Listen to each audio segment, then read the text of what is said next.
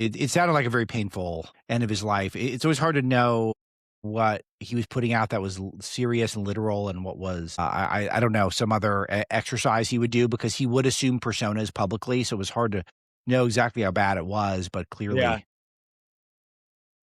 these are not pleasant things. I know from my wife's line of work.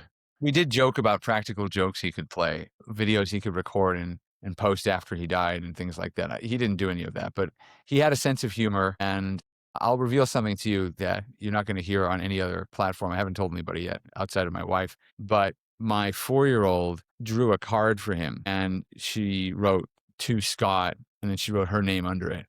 4-year-olds don't have the best handwriting. Oh, this was about 2 days before he died. His ex-wife, who was his caretaker in his last week, wrote his last weeks and months. She wrote back to me and said, Scott said it looks like she wrote the word slut, like to slut, which, the C wasn't fully formed. So he was kind of just having a laugh. He had 48 hours to live basically, but he was like he's still cracking dirty jokes. And I asked him if he was scared of dying. He said he wasn't scared at all. And I asked him if he was sad. And he said it was really tough saying goodbye to people who he knew he would never see again. But he also said that he had discovered throughout his life that you could usually get back to a baseline level of happiness and you could face your day knowing that you could achieve things that day. And if you could get to that headspace, you could be happy even if you had lost a limb. And he lost the function of his legs for the last few weeks. So he was just incredible at finding humor and joy. And in the end, he converted to Christianity. I was in the room when he announced that he was going to do it.